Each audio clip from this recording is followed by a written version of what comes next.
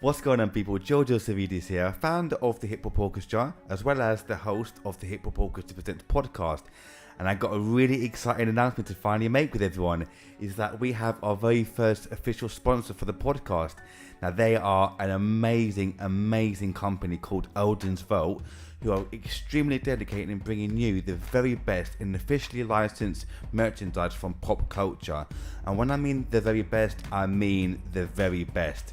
They provide things like keyrings, caps, t-shirts, to Funko Pops, to statues from all over, such as DC, Marvel, Disney, The Mandalorian, Harry Potter, music artists from all over the place, and they are ridiculously good. I've got a couple of things to show you on offer at the moment. This trust me, their stuff is amazing. So, t-shirts, like I mentioned, like the one I'm wearing right now. It's got Rocky right here, which I absolutely love.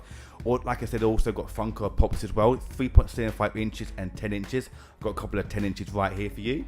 I've got Post Malone right here, and I've also got Biggie right here, who I absolutely love. These are so sick. Eldon's Vault, trust me, they are amazing. Now, I'm going to leave the link below in the video right here, and also in the description below as well in all future videos from the podcast. But trust me, Eldon's Vault are amazing. Website is www.eldonsvault.co.uk. Get in touch with them now and start buying ASAP. But also, before I forget as well, I just want to say the biggest thank you to Eldon's Vault for sponsoring the podcast. It means the absolute world to me. Thank you. And trust me, get in touch with them right now.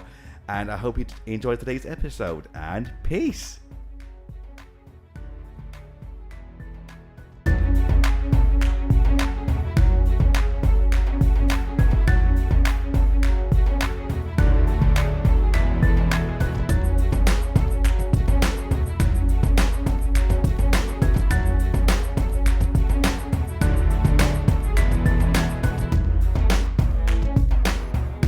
What's going on, people? Welcome to a brand new edition of the podcast, and today we're joined by another incredible guest today, award-winning entrepreneur, founder of Creator Impact Company, writer and published author, as well as a lecturer across the UK, Fab Giovanetti. How are you? Okay.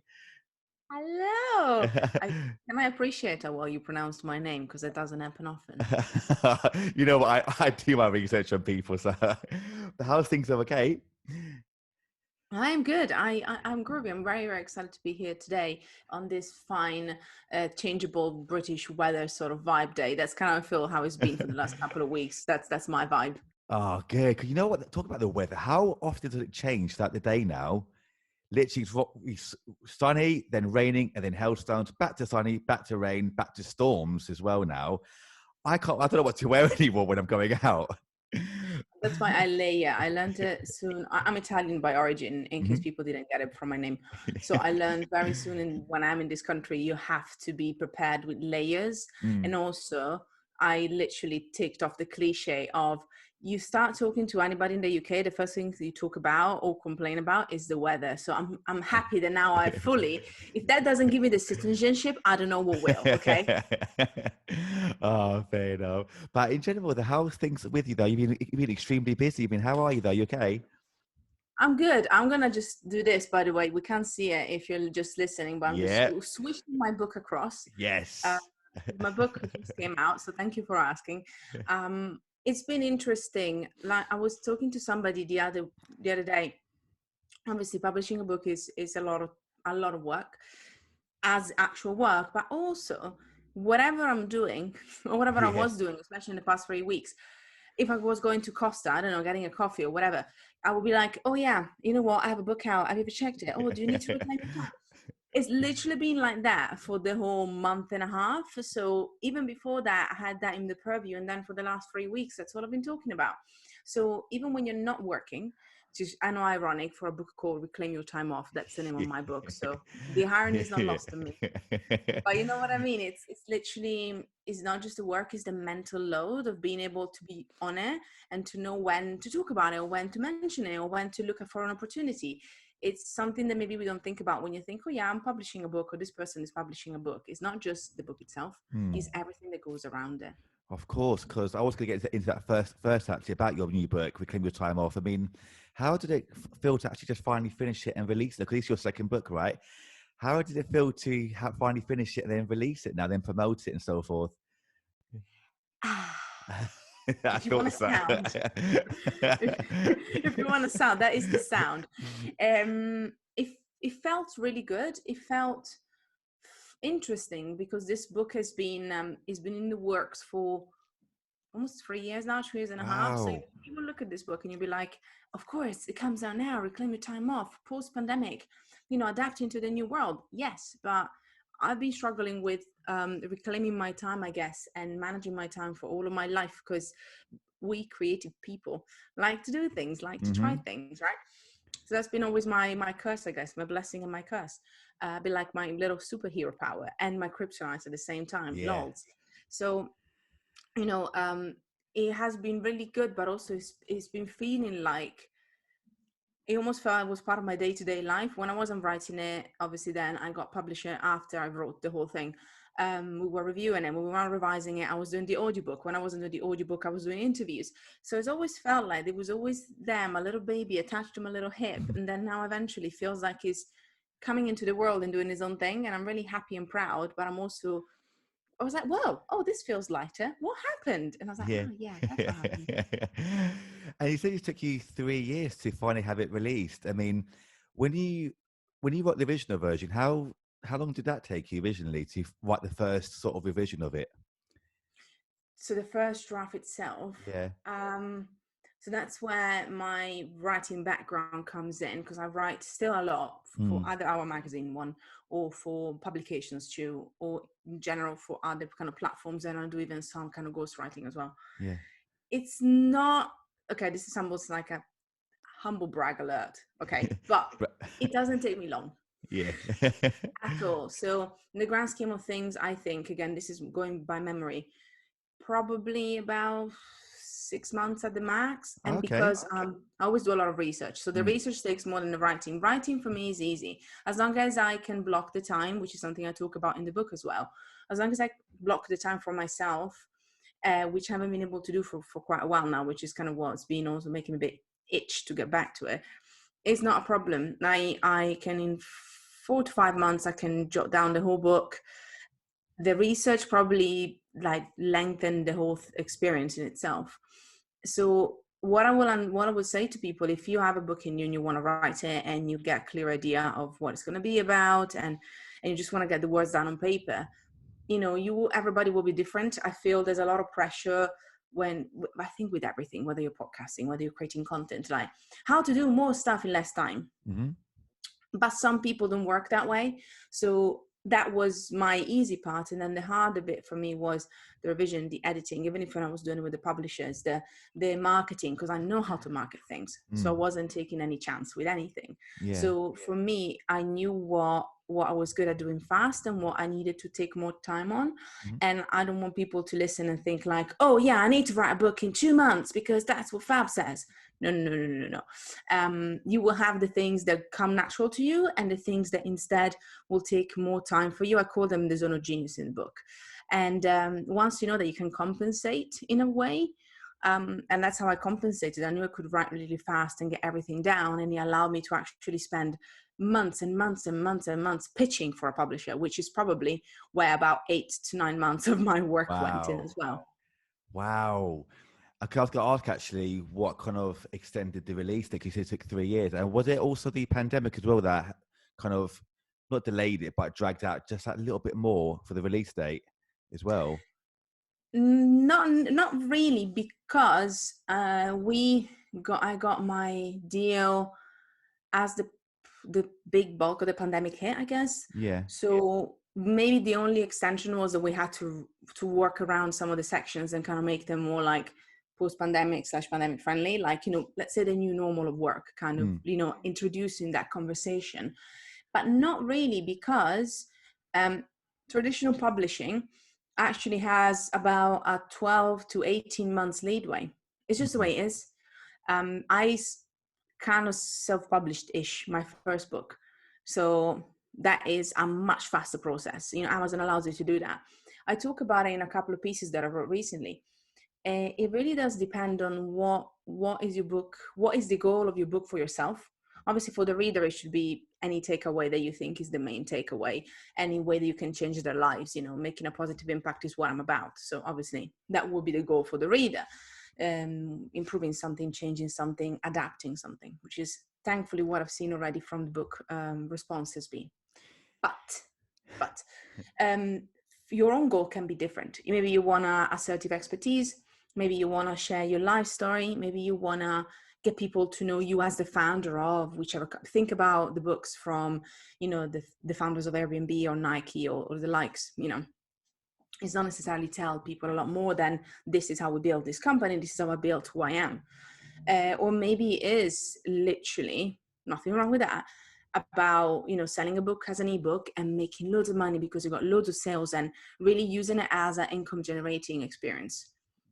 But it has to work for you. And that's also where we go back to, don't be like, oh, there's the shiny little object and that's what I can do with it.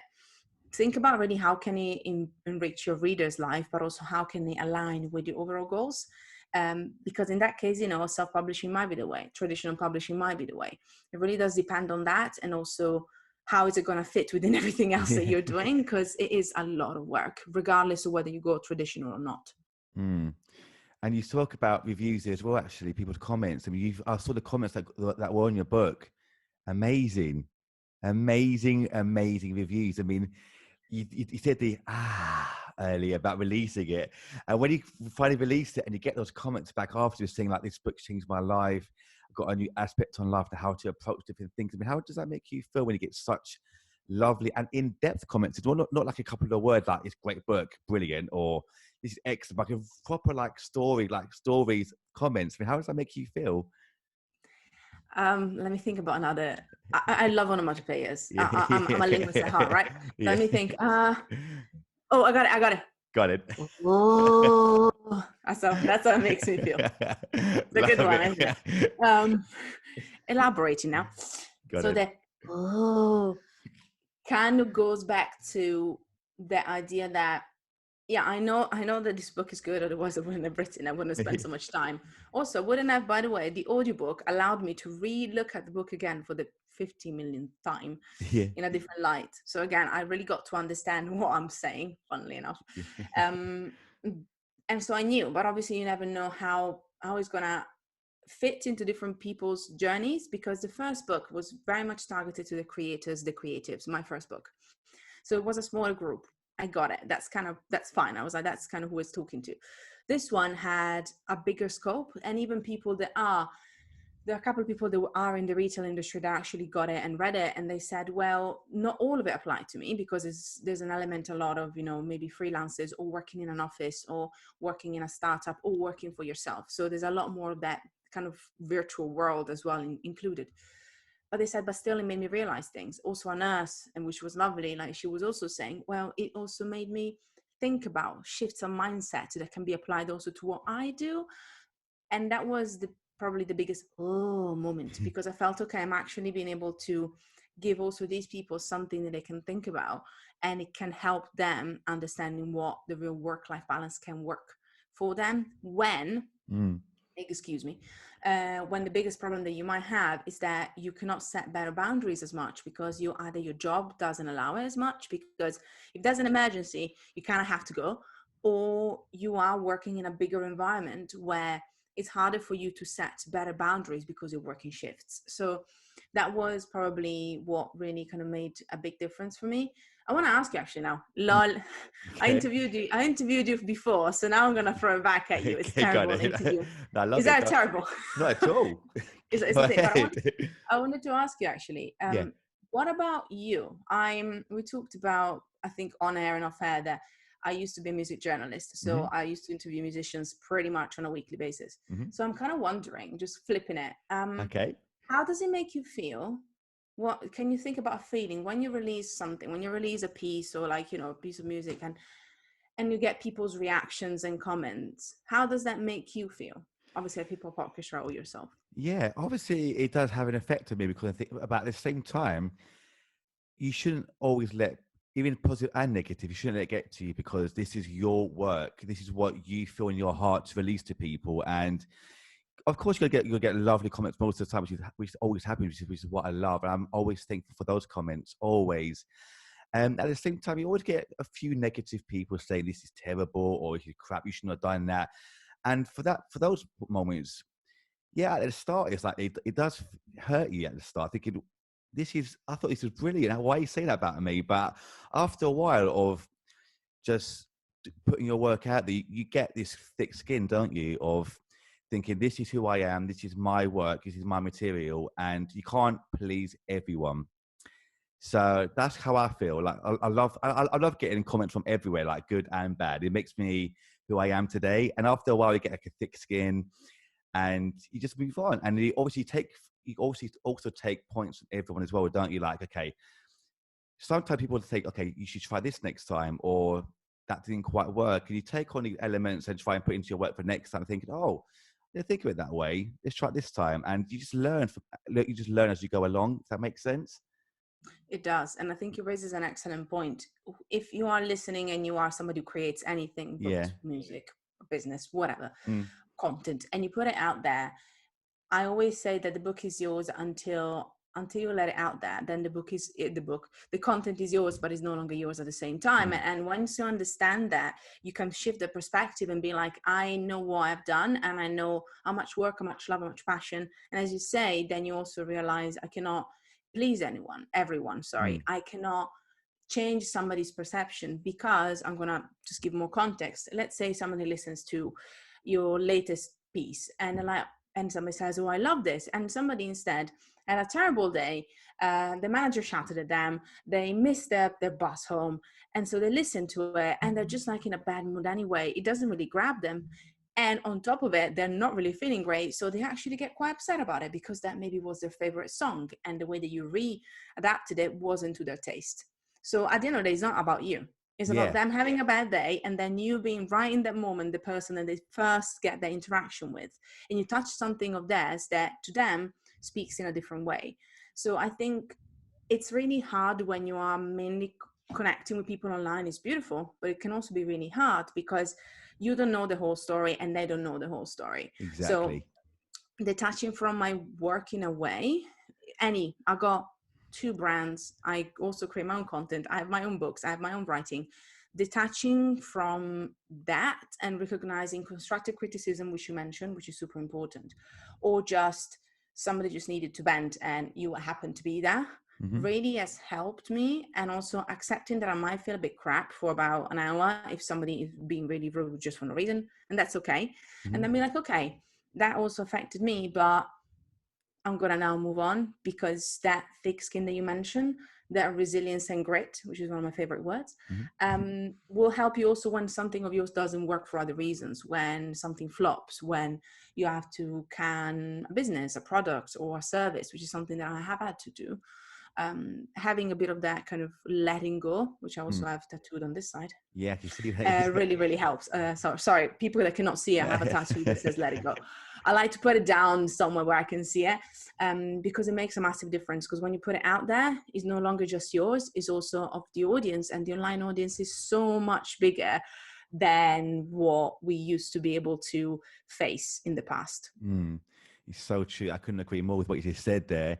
And that's why after a while, you shouldn't let these comments get to you, because like we said, you can't please everyone. You can't. It's just impossible. So you shouldn't try and change who you are originally in the first place to try and please everyone, because I feel like you'll lose who you are in the first place if you try and do that. So staying true to yourself and creating what you feel is right in your heart. I think that portrays even better to the public, if that makes sense as well. If you're trying to change way too much to please everyone, you'll lose who you were in the first place. You'll lose that uniqueness, if that makes sense as well. So you still do what feels best, I think. But I remember talking about your tattoos as well. Actually, I remember you made a post about your tattoos, didn't you, on your Instagram a little while back? How was that for you to actually release and explain all your tattoos? What was that like to do? It's kind of, so put it out there, and I'm actually going to talk about one in the next couple of days, just starting it off. It's interesting because I've got 20 now, 21, Wow. a bit everywhere. Yeah. And I started them as a way to express myself when I was at my lowest, or express how I felt. in a very roundabout way. I mean, me likes really roundabout ways of saying things sometimes, which is fun in itself. But it was, so the first one I was 16, I think, because you could do that if you had one of your parents agreed to do it. So obviously you could do it in other ways, but I did it with my mum, so that was fine. And the first ones, especially, probably the first 10 I would even gauge, I've all been talking about the different sides of myself that people couldn't see, or the pain that I was going through that I wouldn't be able to express, funnily enough, as a writer. I've always wanted to be a writer, so that was one of the ways I would express things.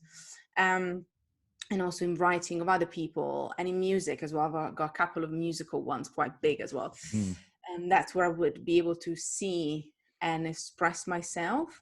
So it's very personal to me because all of them have a meaning. Even maybe I have a little elephant, which is on my side of my hand, which again, if somebody saw the video would see. And that little guy, maybe a bit less. That's probably the only one, but still, it was kind of cute because a lady did it. She was an apprentice. So I like the idea of the elephant for what it represents. But again, that was probably the least. But all the other ones, every single one of that has a really deep meaning. And it's nice because I don't mind sharing some of it. Some of it I might share on one level because it might have different levels. But yeah, at first it was to cover how much pain I was in. And then it became more of a way to actually express a bit more who I am, and as a reminder of everything that I've gone through and how changed me and made me stronger at the same time. So it's kind of funny when people say to you, oh, then you get old and you don't like them anymore. I can't, it's really weird. I don't see them. If I look at my arms, I see them, but I don't see them. They're just a part of me, and they always have been. So obviously I got also on back and the legs is easier, but a lot of them are actually on my arms. And by just not seeing them and seeing them as a part of who I am, it's just kind of like a natural progression. And it's never been just for the aesthetics of it, which some people like it that way, and that's totally fine. And so because of it, I always try to make them as unique and as, I guess, beautiful as well as I could make them. I've always loved tattoos, and when they're done right as well, they're beyond amazing. And I was actually going to ask if they're a constant reminder of what you've been through in life and to inspire you. And I know that some people actually mention how addictive tattoos are as well. Was that kind of like the same for you as well? Because I know you mentioned obviously moments in your life where you're at your lowest or you weren't quite feeling right at the time. Did you find them quite addictive yourself, thinking, okay, I want to get this now, I want to get this, say, this picture or this lyric on my body? Was that the same for you as well? It depends. It went in waves. It goes in waves, I guess. At the beginning, I was literally trying to cover things, so I was quite committed to where they were going to go, if you know what I mean. Yeah. Then after that, it was more like almost like a seasonal thing, like, as in, if there's something really important happened in my life, then that's probably where I would go first. Like a friend of mine passed away a couple of years ago, and I wanted to have something about him that I could remember, so I tattooed that. My granddad as well, I had a tattoo for that. So it's kind of, there have been some of these moments as well that have been kind of represented. Also, then I found a really good tattoo artist a couple of years back, which I haven't seen now in a couple of years. I joked to him that I was basically paying for his daughter's college tuition by the time all the times that I've seen him. I was like, Jesus. He's the sweetest. Shout out to Andy, he's the sweetest. But I've been a bit more sensible recently, also because we couldn't for a long time, to be honest. It was just like a faffle. But yeah, I've been a lot more mindful about it. But again, when there is a big thing happening in my life, most likely you'll see one popping up and appearing as well. Yeah. Is there any more room for more tattoos? You said you got 20 There's plus always tattoos. room. That's not a good question to ask. There's always more room. No, there's always more room. Baby, if you're listening to this, by the way, I'm joking. I'm not going to get any more tattoos done. It's fine. Literally, my fiance is like, are you done yet? And I'm like, yeah. Maybe. Maybe. But I think what you just said though, I think they're amazing now. And obviously each one represents a moment in your life. And I think they're amazing. Actually quite inspirational as well that you got different moments in your life, on your body. I think it's amazing. It really is. But going back to your book, actually, before we actually mentioned about the festival, which I got to thank you so much for, by the way. Thank you. No, Thank you for being part of it. no, thank you for featuring me. I loved it so much. So thank you so much. But I want to actually talk about your first book, actually, which was the Make an Impact, the 6 Habits of Highly Influential People. I mean, what was that like to write as well? That was a lot more research based. I Mm. mean, I say that Reclaim Your Time Off is really research based, but then Reclaim Your Time Off is more about also my clients and what I've seen in the past 8 years of doing what I do and learning, like when it comes to their struggles. Whereas creative impact, that's my brand. No, Make an Impact, that's the one. Make an Impact was more about tailored research with hundreds of people that were influential in their own rights, Mm-hmm. and just kind of understanding when it comes to the online world, as I said, is a bit more specific when it comes to the target audience. What would make them tick? What would get them to persevere and then shift and adapt in the online world? I also talk a bit about what influence is. I always joke about the fact that in any of my books, I mean, I'm going to just look at baby book here, but I got Reclaim Your Time Off in my hands, but pretty much the references is usually as long as the book, because I got so many things I found, like, oh, I need to add this. Oh, I want to add that. So it's really bad. So with that, I think that was a very fast learning experience in the way that I realized, on top of writing the book, on top of getting it out, and then smelling it, because I like the smell of new books. I do as well. Weird. Love it. Imagine when you have like a delivery of 40 and you're just like that. Oh, it's a very small room at the time in Whitechapel. I was just kind of smelling books, be like, oh. Anyway. But I learned a lot about how I wanted to be a writer again. As I said, a lot of people now become writers because it's also a way to share their story, to kind of get their expertise out there. I always wanted to be a writer. When I was 10, I'm left-handed, so I would write and smudge with my little pencil, little short stories, because I wanted to become Stephen King. I didn't want to become a gray white dude, but I wanted to become, a writer. So with that, I realized that actually writing books as a self-published author was good, but I also realized that maybe I wanted to be able to reach as many people as possible, and I wanted to be able to just share the things that I learned. So I realized that, as I said, going back to the goals of what you're doing, my goal with my books was to reach as many people as possible, and actually having a traditional publisher, having that support has allowed me to do that, because I will have to focus on a lot less, whereas we Make an Impact, I was doing the proofreading myself. I also got some help, but not as much. I did the design. I did pretty much everything, and that really put a lot of strain on me. So I loved it, but I didn't enjoy and soak into the experience as much as I would have been able to, because I was doing literally everything. So the first baby was a hell of a baby book pregnancy. I don't know, I can call it that way. Yeah, I don't know. So.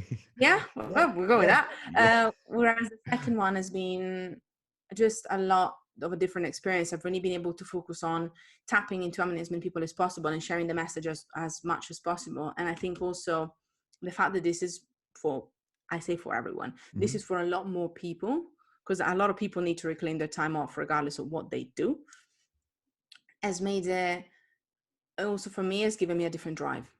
It's like, as many people as possible need to read this and really think about how can they have a happier life today and not in 20 years when they are half retired in Bali, because that's not what life is about. It's not about what I'm going to do in 10 years. It's about how can you be a bit happier today, now, tomorrow, instead of constantly looking for what's next. Yeah. And that's why I find you so influential, inspirational to me, because what you've done is incredible. It's beyond amazing. And with your new book as well, Reclaim Your Time Off, I think it's just amazing what's gone into it, what it's all about. It's honestly, it's amazing. So I want to say thank you from now, again, for what you're doing. It's really inspirational. So thank you. There we go for you. There's a flying heart. There's flying heart. But I want to ask, actually, going back to your kind of first book, you said it was a very fast learning process, yet you didn't have the time to kind of soak it all in at this time. Did you take a lot of what you learned from that book and bring it over to your new book of what worked, what didn't work, and how you can approach the next book or your newest book? 1,000%. 1,000. That's, I mean, being in business for 10 years as myself. No, wait, 10. What? I should know. 1 second. I don't know. No, 8 years. Being in business for 8 years as myself. I should know that. It's been a long time. I realized that anything in business, and you can apply also to whatever you create, is a lesson. Well, it can be a good lesson, like a positive, yeah, I managed to do this lesson, or a slightly harder lesson of, oh, maybe I need to change or not do this again, or kind of adapt this. So I thought, okay, what went well and what didn't? Now, I'm a Virgo as well. And if you like astrology, then I'm the Virgoest Virgo you will ever find. I'm very analytical. I'm also very creative, which is interesting, but I really like to understand things, make plans, and kind of go for it, which makes my assistant really happy. So that's what I did with this first book, right? I was like, okay, these are all the good things that I know. And these are all the things that I wish I've done differently, or that would have saved me time, or they would have made my life easier. And once I wrote them down, I was like, well, I'm going to write more, because nothing is stopping me from writing more. But I thought, at least right now, I know what my weak points are. I know how much time it takes to do the simplest thing or the hardest thing. And that really helped me, because as I said to you at the beginning, talking about a book for like a month, even to that extent that I have. So if you look at my Instagram or anywhere else, that's pretty much all I've been doing. It takes so much energy. And on top of that, there's so much more you have to do. So I knew this time that if I wanted to show up as much as possible and share with people why they need to buy this little yellow and blue thing, which is the book, I needed to have enough energy and let go of all the little fluff, the little fluff that was gonna get in the way. So definitely I took so much from that and applied it to what I've been doing for the past 6 months, pretty much. But the best of luck with it, though. You deserve all the success in the world with that book, honestly, and everything you do. So well done. But where can people actually, before you actually move on to the next segment, like a perfect segue, where can people buy the book?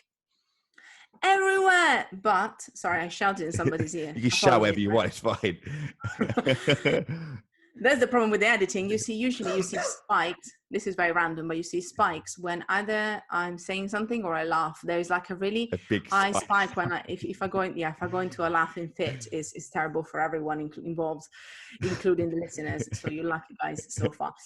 But not everywhere. However, I would recommend, if you want to reclaim your time off, maybe check your local bookstores. I need to add the link to bookshops.org, which allows you to actually buy from local independent bookstores, because again, I love books, and bookstores have been struggling like anybody else in the past year. So you can find it there. So it's actually available on bookshop.org, and it supports your locals, but you can also find it on Amazon, OBS. You can even find it on WH Smith if you're in the UK, which I didn't know. I'm quite chuffed. I didn't get the first one. Waterstones, foils, and then also in the US you can find it, as well as Amazon, pretty much everywhere else. So it's wide distribution. I'm hoping also to get a couple of translations for all the other fellas that don't want to read it in English. That is coming. So again, watch out for that as well. Yay. But I talk about that actually. Is that a really weird feeling, seeing your book literally everywhere now, like foils, Waterstone, WH Smith, like worldwide? Is that a really weird feeling?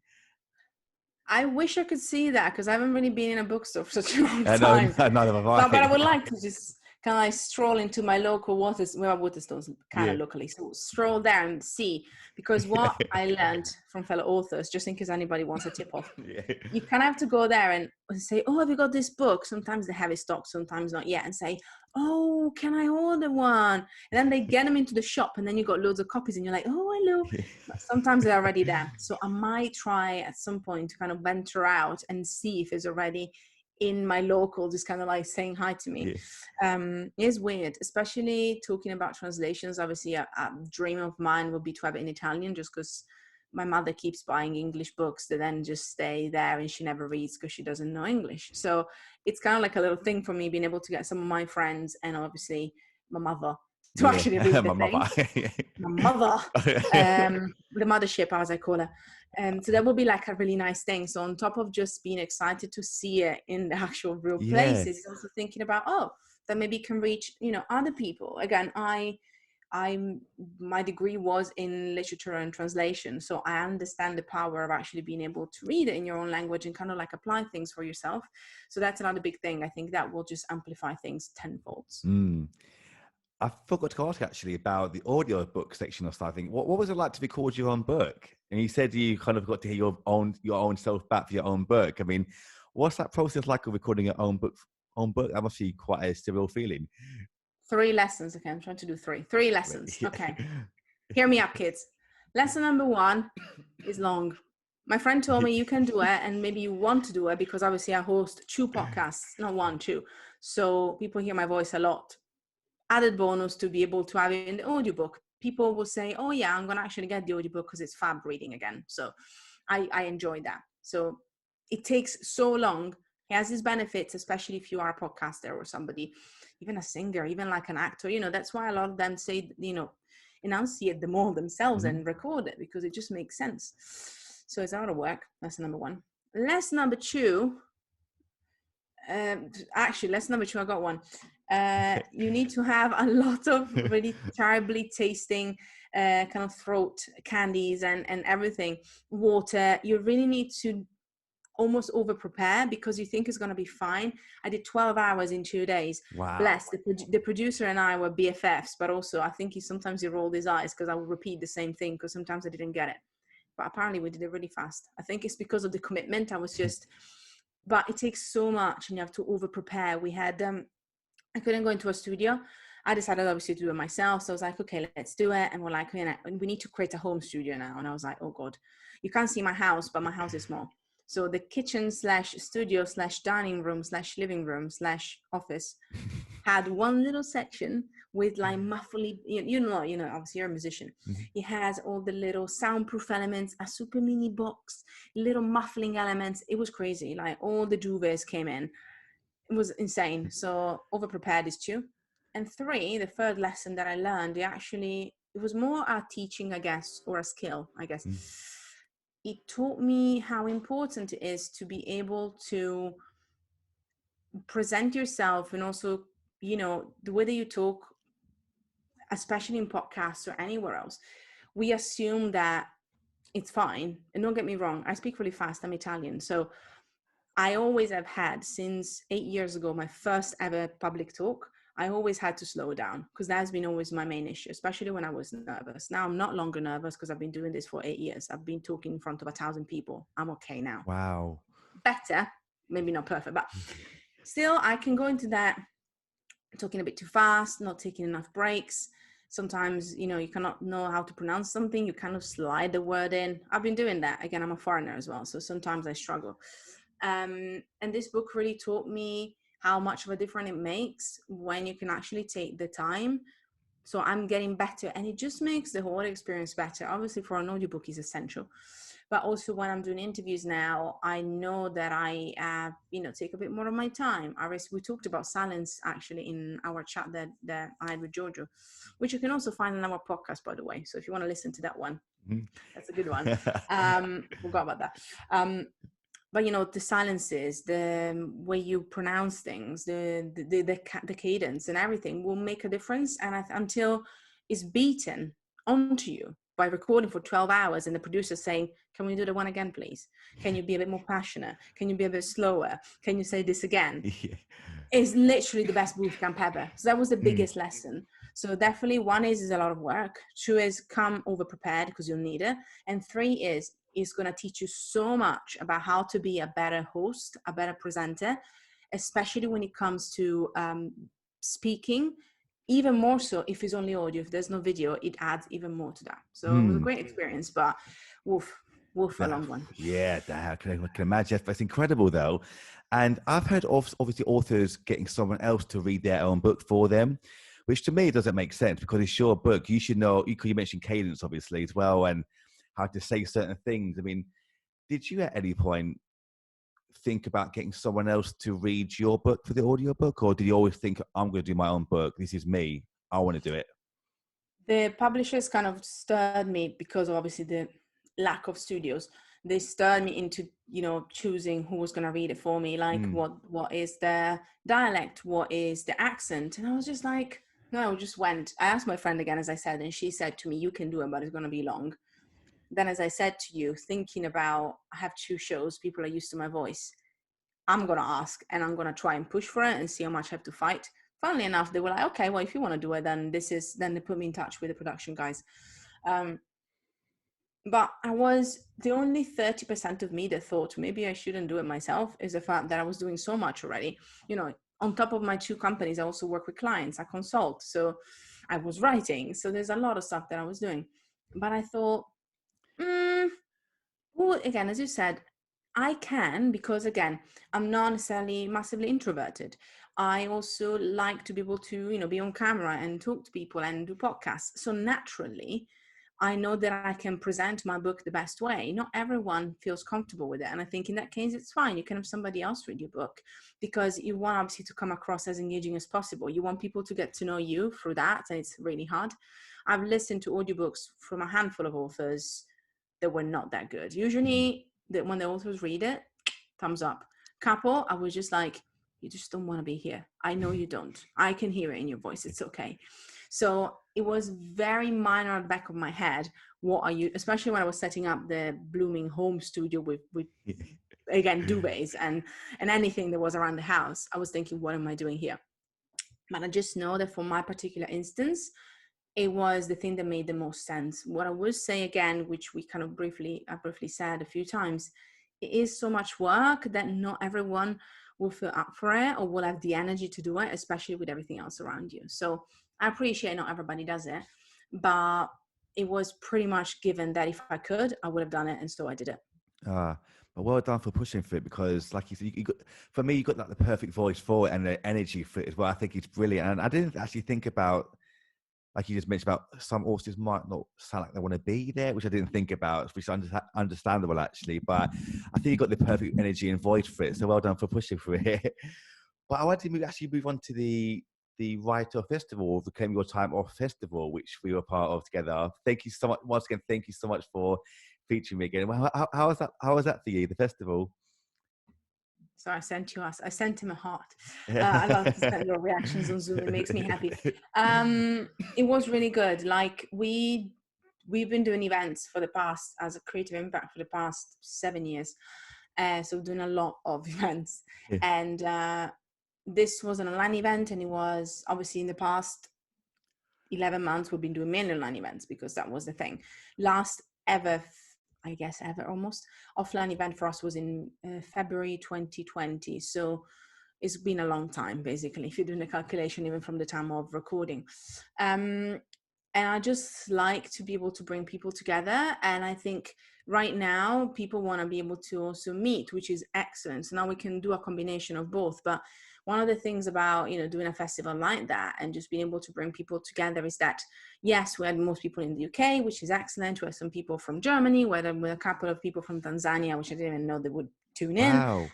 It's good, because obviously you want to reach your people and the people that are in your community and the people that are close to you. But I think going forward, just talking about this event has taught me in general, is that events in overall, I can see events becoming more of a holistic experience, where you're going to see people being able to do hybrid. So again, I used to go to gigs all the time. Mm-hmm. This is a great example of, it's all right to live stream a gig. Watch Foo Fighters on a screen is excellent, but it's also much better to be in the middle of the mosh pit, potentially being squished, which happened during, again, I'm pretty sure people love music if they listen to this, Prodigy gig. It was pretty much the only one where almost somebody attempted to kill me unknowingly. Anyway, so I know the difference, obviously, not just from a perspective of business events or networking, but even, gigs are excellent. And so when you take some of that and you put it online, you just lose something. So my hope, though, is that there's always going to be a hybrid experience that allows whichever type of events, especially when they're a bit bigger. Live streaming was a bit of a luxury, or was something you wouldn't do.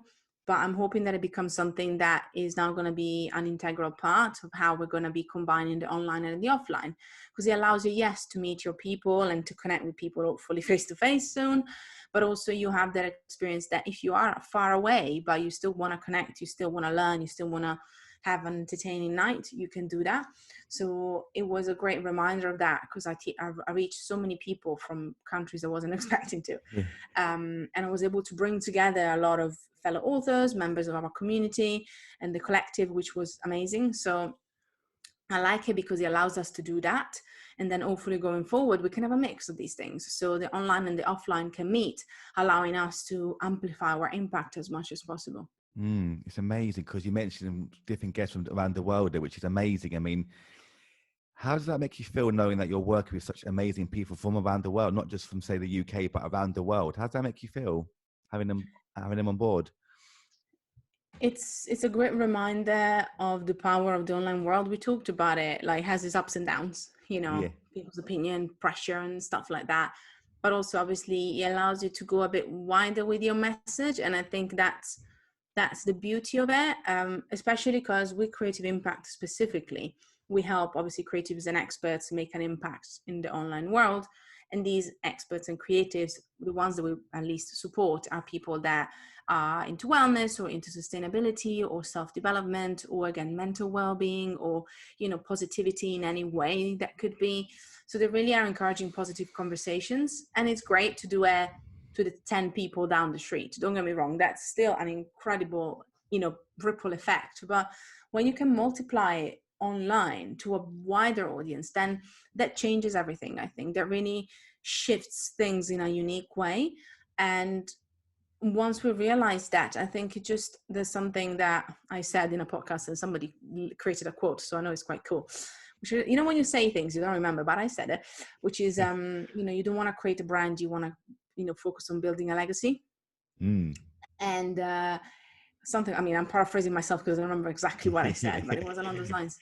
And that's always what I've been wanting to do. I want to do other things in life. I've got other goals, personal goals, but for me, a lot of what I've been doing always has been about, creating that legacy and allowing people then to think bigger and bolder. And at the end of the day, when we're thinking about what have we done, it's great to think about the personal things and personal achievements. But if whatever we do, we can actually touch other people and influence them and make an impact on their lives. That is big, man. Yeah, That is a good thing to, think about. definitely, because like you said, we work so hard now. You work so hard, and with the theme being reclaim your time off for the festival and your new book, how do you achieve so much in a shorter amount of time? Because I remember you saying that in one of your podcasts or websites, wherever it was, where you used to work 60 hours a week, which a lot of people do, and you cut yours down to 35 hours a week now. And you also mentioned somewhere that you're a recovering workaholic now. How Always be, always will be. yeah, how have you managed to transition a lot to almost halving your work time, yet still do so much in your week and your days? Well, that is actually part of the book, because the book is called The 3-Step Solution to Overworking. So actually, I follow my own advice as much as possible. Yeah. So it's actually the 3 steps. When in the book we go through understanding Mhm. what are your weak areas, and then we follow the 3 steps, which are simplify, automate, or delegate. See which ones work best for you. Again, this is the stuff that I've been doing with my clients for the past 8 years, so I know they work. And then again, I do that also for myself, where the first point of call is always to see what you can simplify. Actually, I should add, apologies, the whole book has got a whole section about mindset. Mm. So I don't need to do that every day. Actually, that I do a bit less because now I know, but Mhm. that would be probably the first point of call, because people get excited about doing like things and doing the actual exercises. But if you don't have the right mindset, then you're not going to stick with the new habits you create. So that's the first thing. After that, what really helps you shrink in that time after Mhm. you do the mindset work are the practical things you can do, because then you Mm. can actually take all the little things and implement them and be like, okay, I've done this. And then you will see that you figure out where your time is going, because that's the biggest issue we have. So I didn't know that I knew that I was working 60 hours because I did for the first time ever the exercise that I talk about in the book. That was about 4 or 5 years ago. And I was like, okay, how can I change that? Started changing that. And then I realized Ooh, that my mic is sometimes going down. it's like, when you see things kind of slowly going down. So this is an aside, guys. Like my And mic just you did. can see the mic just kind of slowly going down. I would have Yeah. loved to see you just kind of go down with it and just There like see how long you could you keep go. that up, because like, that's hard. The wire got caught on my foot. So there we go. I'm moving my foot That out of is the way. excellent. There we go. Um, I love that. But no, so just to round it up. So that was the first thing. And now is cyclical. I'm not going to say constant because that's a lie, but it's a cyclical check in with myself and be, okay, maybe this month I did work a bit too much because I was publishing a book. That's obviously what I said to Yeah. myself. I was like, in the next couple of weeks, I'm going to reassess what I'm doing and try and simplify a few things, and or see what I need to delegate or automate in order to get back to where I was. Because again, yes, working 30 hours a week is great, 50 hours a week, 10 hours a week. It really depends on what balance really means to you. Mm-hmm. If you don't understand that, some people maybe say, well, I do work 45 hours, but it's because I do, I'm just going to give an example, 10 hours a week of practicing, whether it's music, whether it's, God knows, drawing. So it's like, okay, you like to do that. So should I tell you no? Stop doing those 10 hours because, you need to have only 20 hours of actual work? No, Mm-hmm. it really does depend on you. What balance means, and it will change. This is why it's important that you have the mindset system so that you can check in with yourself, because priorities change, value change, and then you can then readapt and say, okay, for the next couple of months, I want to work only 20 hours a week because I don't know, I got kids, oh my God, I got a new child. What am I going to do? I can only work a certain amount of time. So, understanding how that works for you and the boundaries that you set around you will really help you just feel more in control, instead of thinking like everything else is running you. You need to bring that back and have that control for yourself. I think that's amazing, amazing. And this was for your company, wasn't it? Creative Impact as well, wasn't it? Let's talk about the incredible company, Creative Impact. How did it all start for you? Which was formerly known as the Health Bloggers Community, wasn't it, beforehand, before you rebranded it? Let's talk about how when did it all start for you, Creative Impact? That started, I'd say 8 years ago. Yeah. But then I'm like, actually, I did something before that. I think it was about 8 to 7. So basically, I started just for context. I did a year. So I left my full-time job. I did a year of mainly consulting and coaching for business, even if marketing is my thing. Mm-hmm. And now I'm doing marketing. Anyway, and then I created a Health Bloggers Community at the time. And it was just a group. And then it kept growing and growing. So what I've done, all the things in the, like, trendsetters here, Yeah. all the things that now people do on a daily basis, like creating courses, launching programs. That's what I did 6-7 years ago. Let's say 7 to 6 years ago. So I kind of, again, early adopters. This is humble, but it's also true. That's what I did, and then I adapted it. And at the beginning, obviously, I just wanted to create a community of people that were interested in the same things that I was. That's why I was called the Health Bloggers Community. And then thankfully we grew with our audience. And so many of them now are experts in their own rights, which was really nice because it allowed us then to adapt with them. And I think that's where Creative Impact came as a rebrand in 2020. We just felt we needed to evolve with them. And obviously we changed. And that's why I said that change is inevitable. We had to change what we offered, we had to refine it, we had to adapt it, because now the market is very different. So the thing about the community is, I know I am the selling point. Again, not because I'm modest, but because people tell me, like, you are the person that keeps us together, because that's what I'm good at, building communities. I know that is what I'm good at. But it's also now become a place to spotlight our community and our bigger, wider community a bit more, and allowing people to share their own stories. So obviously I'm almost like the little glue, but I want to make sure that the spotlight is not on me. I don't genuinely care. I would rather have incredible people doing incredible things being the spotlight. So we've become a bit of a household name with Health Bloggers Community when it was there. Then now, obviously, we have shifted, but I want Creative Impact to become that place for creative and experts to get inspired, to learn something, to get motivated, and become also the place that they want to be and go, the place they want to be sharing their story. That to me is the biggest thing, because it really allows them to then grow and feel confident, and also have the tools to do that for themselves, and a community that supports them and cheerleads them. Bam! Look at that. Look at that. That's really good. Okay, well, that's going to ask you why, what made you actually want to rebrand from Health Bloggers Community into Creative Impact. You just mentioned it right there. And what I loved as well, actually, you mentioned that a friend of yours mentioned about the kind of two teams of Creative Impact, the Team Avocado and Team Guacamole. Let's talk about that, because I know for what you mentioned in one of your podcasts, what they both mean, but let's hear it from you again. What do you mean by Team Avocado and Team Guacamole as well? Well, the problem is that's now discontinued. As in, Okay. that was, I'll explain what it was. It was basically we created, because avocado is our logo, which is hilarious because the amount of people that used to ask us, now thankfully not as much, but do you sell avocados? Do you have Yep. avocado products? No, it's just the logo. We like avocados. So it's really funny because there was literally no other reason aside from the fact that we just liked it. But with the community, we actually wanted to basically, again, the answer is probably going to be, it doesn't mean much right now because it's gone, but it was what I mentioned before. It was a way for us to evolve the community, because the community is actually a membership, again, which now are everywhere, but the membership has been going on since 2014. So it's been going on for a long time. Again, trendsetters. And so what I learned about it is that it's good to be able to grow with your audience also within the membership. So now we have different types of groups. So now we've actually groups linked to our programs and courses instead, because that kind of makes a bit more sense. But in the same mind, we always wanted to make things a bit fun. And this is why we came up with the names of the different kind of like teams that you could be part of, depending on which obviously of kind of which level of confidence you almost were within your journey. So we thought, guacamole, and then there's avocado that then turns into guacamole.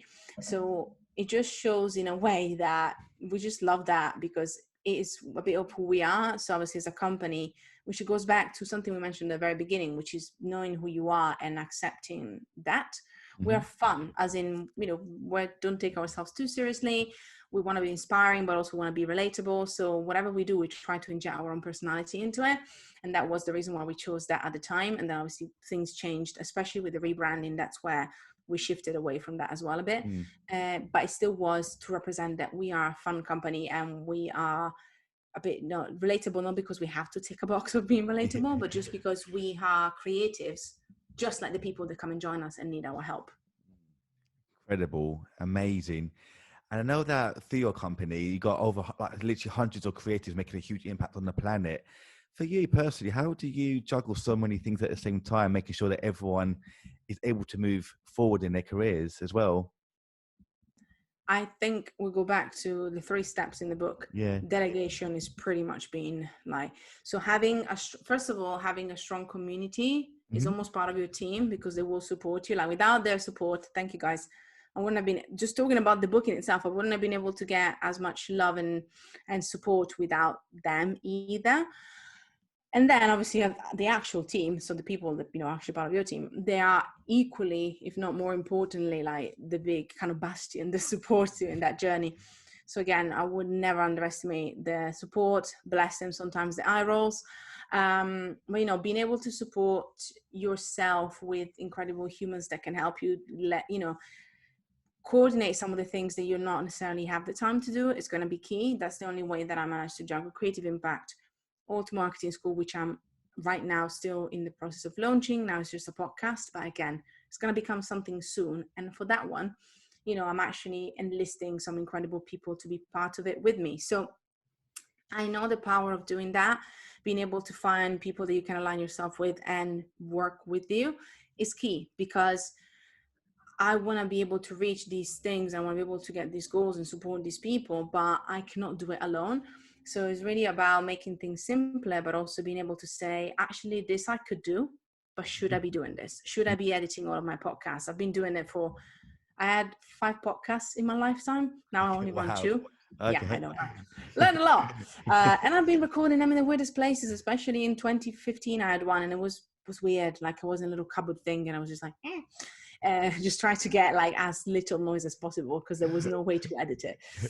But I realized that right now I shouldn't be editing every single podcast. And because I can afford outsourcing that, so that is probably a good way and a good thing to outsource, because it takes a bit of that pressure off me. And that's what kind of was a great reminder for me. It was like, focus on what you can do well. And then when you are confident, either automate some things or delegate some things, just to make a bit more space and time for yourself. Amazing. And you mentioned Alt Marketing School there, which is what I want to get into briefly next before we finish the podcast, actually. But through that, and throughout your career as well, you've helped over 100,000 people, which is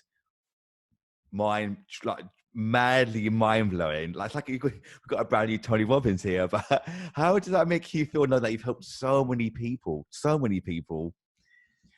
Again, it's been all something that I've been able to do because of that ripple effect. Yeah, Like, okay, people are like, that's a big number of people. it Okay, let's is put it in huge. perspective.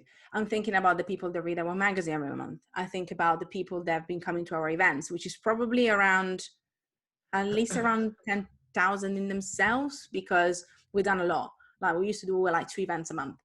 I'm thinking about the people that join our webinars. I think about the people that have been part of our courses, my clients, people that listen to the podcast. You know, you have to think about all of these people that you make an impact on, and they either interact with you or use your products or you work with.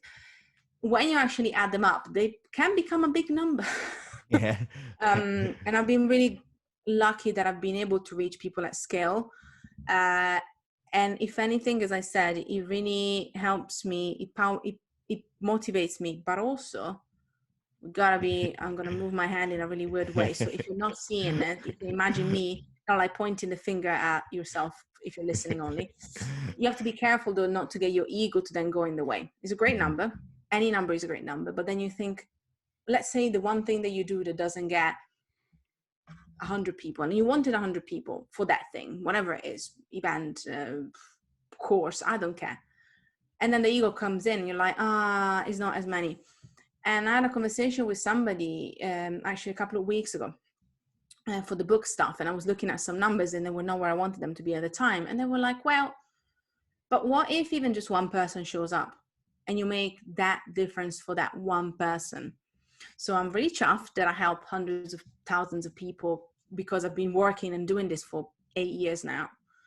But what I keep thinking is like, well, today I helped that one person. Today I'm at Georgio smile because I've been a doof in the podcast and he was really happy about it and he was smiling. So he's going to have a good day, maybe because of me. I don't know, I'm projecting on you, sorry. But you know what I mean? And you think, okay, that I made a difference in that one person. I receive a book review and somebody says, oh, this, as you say, this changed my life, or the change made that I look at work. And I'm like, this is amazing. This book has already helped one more person. And I know about that. So it's great to think about the big numbers and the ripple effect of your impact, but it can also be a bit of an ego sucker. So I always say, you know, sometimes it's good to bring him back to, okay, who's that one person that I helped today? What is the one thing that I've done? Because that is also okay. And I think that will really help us put some things in perspective in the long run. And that is the perfect way to end the podcast. Really, I always love to finish on a really high positive note. So, Fab, I just want to say thank you so much for today. You really made me so happy again today. Thank you so much. Thank you. Thank you for having me. It's always a pleasure. My absolute pleasure as well. And before we go as well, how can people find you online as well, just in case? You can ask me questions. You can share the love. Again, anything that you want to hear more about, anything that you need help with, I'm at Fab Giovanetti on social. And also my website is fabgiovanetti.com. Let's spell this. FAB, easy, like the ice cream. Fab, and then it's GIOVANETTI.com. Or again, on social, literally the same. Perfect. Thank you so much. And Fab, it's been an absolute pleasure. Thank you so much. Thank you. And take care, everyone. Bye-bye.